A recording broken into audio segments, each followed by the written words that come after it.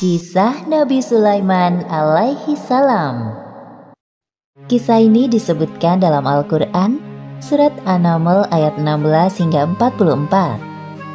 Dalam kisah ini diceritakan bahwa Nabi Sulaiman berhasil menundukkan penguasa negeri Saba, yaitu Ratu Balqis, dengan segala kekuasaan yang dimilikinya atas izin Allah Subhanahu wa Ta'ala. Nabi Sulaiman adalah anak dari Nabi Daud alaihi salam. Beliau mewarisi kerajaan ayahnya dan mendapat gelar kenabian. Allah Subhanahu wa Ta'ala juga memberikan beberapa mukjizat kepada Nabi Sulaiman. Di antaranya seperti yang disebutkan dalam surat An-Naml ayat 17. Dan untuk Sulaiman dikumpulkan bala tentaranya dari jin, manusia, dan burung. Lalu mereka berbaris dengan tertib. Pada suatu hari, Nabi Sulaiman dan bala tentaranya melakukan perjalanan. Sampailah mereka di lembah yang banyak semutnya. Namun tidak ada yang menyadari kecuali Nabi Sulaiman. "Wahai semut-semut, cepatlah kalian masuk ke sarang, agar kalian tidak terinjak oleh Raja Sulaiman. Dan ayo, cepat lari." "Siap, Ratu."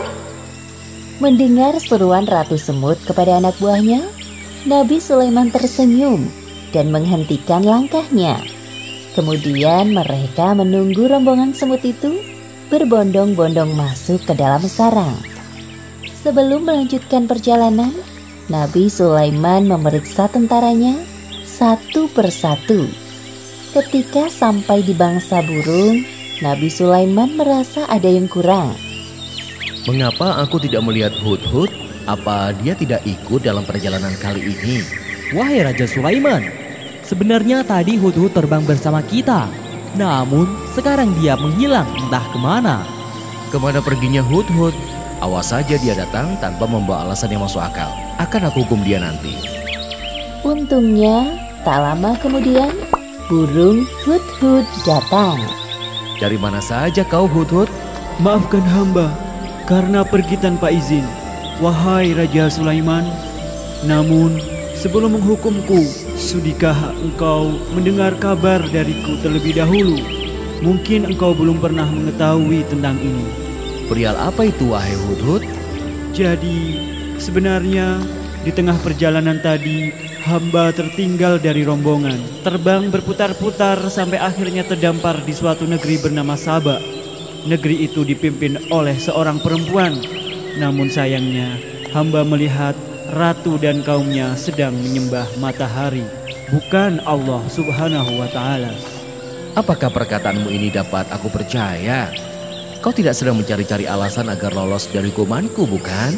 "Wahai Raja Sulaiman, mana berani hamba berbohong kepadamu." Nabi Sulaiman mulai berpikir tentang kebenaran kabar yang dibawa oleh burung Hudhud. Kemudian beliau menulis sebuah surat. "Kalau begitu, aku ingin kau melakukan satu hal. Pergilah ke negeri Saba dan bawalah surat ini. Jatuhkan tepat di depan ratu kerajaan Saba, lalu bersembunyilah untuk mengintai keadaan. Aku tunggu laporan darimu di istana." "Siap, laksanakan perintah."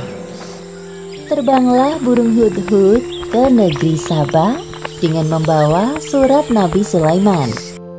Sesampainya di kerajaan Saba, burung Hudhud terbang ke dalam istana dan menjatuhkan surat di depan singgasana Ratu Balqis.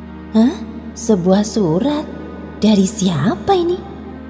Sebelum pergi, burung Hudhud memberi hormat kepada ratu. Ratu Balqis tercengang melihat seekor burung yang sopan seperti Hudhud.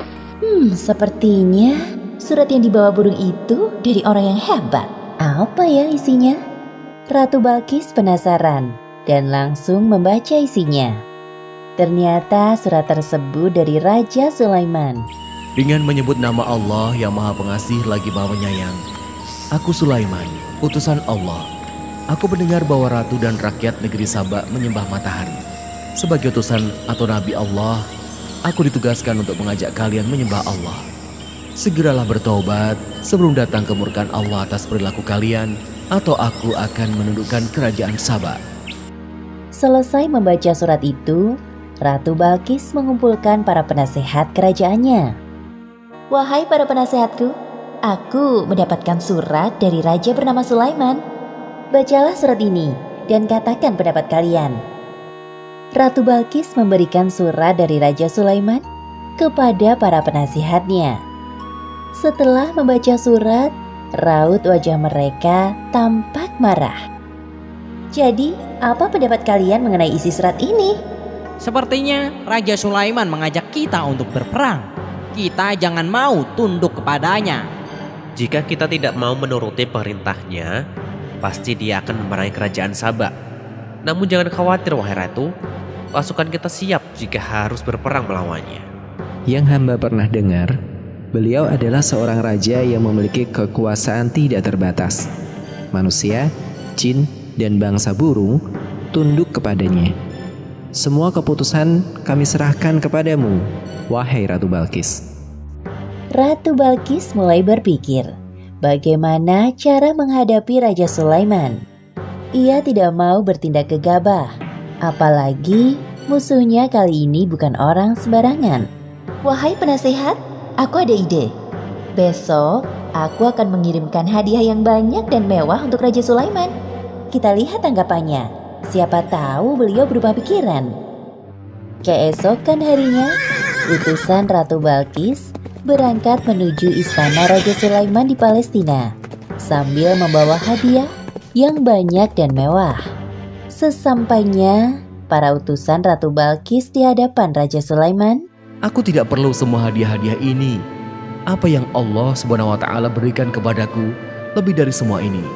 Pulanglah kalian, katakan kepada Ratu Balkis, apabila dia dan rakyat Saba tidak mau menyembah Allah, maka aku dan bala tentaraku akan menghancurkan kalian. Baik, wahai Raja Sulaiman, akan kami sampaikan pesanmu kepada ratu kami. kedua utusan itu pulang ke negerinya dengan perasaan sedih dan takut. Mereka segera melaporkan apa yang terjadi dan pesan dari Raja Sulaiman. Kemudian, Ratu Balkis mencari cara lain untuk menghadapi Raja Sulaiman. Jika nekat berperang, jelas pasukannya akan kalah telak. Wahai para penasehatku, siapkan pengawal untukku.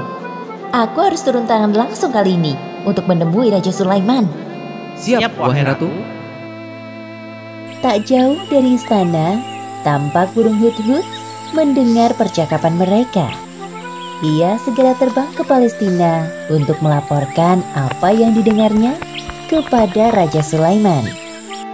Nabi Sulaiman mendapat laporan dari burung hut-hut dan segera menyiapkan sebuah rencana untuk menyambut Ratu Balkis. Wahai para penasihat kerajaanku, siapakah di antara kalian yang sanggup membawa singgasana Ratu Balkis ke hadapanku? Hamba bisa melakukannya, wahai Raja Sulaiman. Seberapa cepat kau bisa melakukannya? Sebelum engkau berdiri dari duduk, singgasana Ratu Balkis akan hamba bawa ke sini. Wahai Raja Sulaiman, hamba bisa melakukannya sebelum engkau berkedip. Lakukanlah. Seketika itu juga, singgasana Ratu Balkis hadir di hadapan Nabi Sulaiman. Subhanallah, Maha Suci Allah. Inilah karunia dari Allah untuk mengujiku. Apakah aku bersyukur atau malah mengingkari nikmatnya? Seperti yang disebutkan dalam Al-Quran, surat An-Naml ayat 40. Barang siapa yang bersyukur, maka sesungguhnya dia bersyukur untuk kebaikan dirinya sendiri. Dan barang siapa ingkar, maka sesungguhnya Tuhanku Maha Kaya, Maha Mulia. Ubahlah sedikit bagian dari singgasana ini. Kita akan lihat apakah Ratu Balkis masih mengenalinya atau tidak. Satu lagi, ubahlah lantai istana ini berlapis kaca yang terdapat ikan-ikan di bawahnya. akan kami laksanakan wahai Raja Sulaiman. Rombongan Ratu Balkis sudah tiba. Nabi Sulaiman menyambut Ratu Balkis dan rombongannya di depan pintu istana. Kemudian diperlihatkan kepadanya sebuah singgasana. Selamat datang di istanaku, wahai Ratu Balkis. Silakan duduk terlebih dahulu. Ratu Balkis duduk di singgasana. Lalu ia pun merasa ada yang aneh. Seperti inikah singgasanamu? Iya, ini sungguh persis dengan yang aku miliki. Tapi tidak mungkin. Tadi sebelum pergi, aku melihat singgasanaku masih ada pada tempatnya. Aha, aku sedikit banyak mengetahui tentang kehebatanmu, wahai Nabi Sulaiman. Masuklah ke dalam istanaku, wahai Ratu. Ratu Balkis tak henti-hentinya mengagumi keindahan istana Raja Sulaiman. Lalu pandangannya tertuju pada lantai jernih seperti kolam ikan di tempatnya berpijak. Seketika itu ia mengangkat sedikit jubahnya. Wahai Ratu, tidak usah khawatir jubahmu akan basah. Itu hanya lantai yang terbuat dari batu berlapiskan kaca. Benar juga. Wah, semuanya ini sungguh indah sekali. Ratu Balkis benar-benar terpesona dengan keindahan dan kekuasaan yang dimiliki oleh Raja Sulaiman. Dalam hatinya ia merasa tidak ada apa-apanya dibandingkan Raja Sulaiman. Sesungguhnya, semua yang aku miliki adalah pemberian dari Tuhan pencipta alam semesta. Dialah Allah Subhanahu wa Ta'ala. Ya Allah, sungguh selama ini hamba telah berbuat zalim. Maafkan hamba. Mulai saat ini hamba berserah diri kepadamu, Tuhan pencipta alam semesta.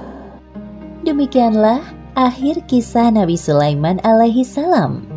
Beberapa pelajaran yang dapat kita ambil dari kisah ini diantaranya, pertama, hendaknya kita bersikap rendah hati dengan segala kehebatan yang dimiliki, seperti sikap yang dicontohkan oleh Nabi Sulaiman. Kedua, bersikaplah lemah lembut kepada semua makhluk Allah. Dan ketiga, hendaknya kita selalu bersyukur atas karunia yang diberikan Allah dengan cara mengingatnya. Karena semua yang diberikan Allah kepada kita adalah titipan yang kelak akan dimintai pertanggungjawaban di akhirat. Wallahu a'lam bishawab.